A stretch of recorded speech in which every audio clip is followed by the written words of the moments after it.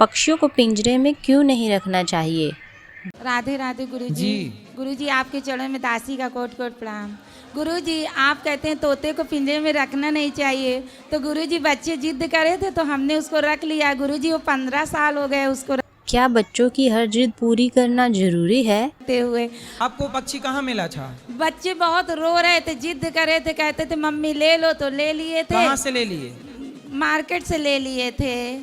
तो लेके उसे उड़ा देना था। बच्चे रो रहे हैं, जिद कर रहे हैं। अब जैसे कल को बच्चे जिद करें हमें दूसरी मम्मी चाहिए, हमें दूसरी मम्मी, तो अब ला के दे दोगी? गुरुजी ने क्या बढ़िया एग्जाम्पल दिया है। वीडियो को लाइक, शेयर, सब्सक्राइब करना ना भूलें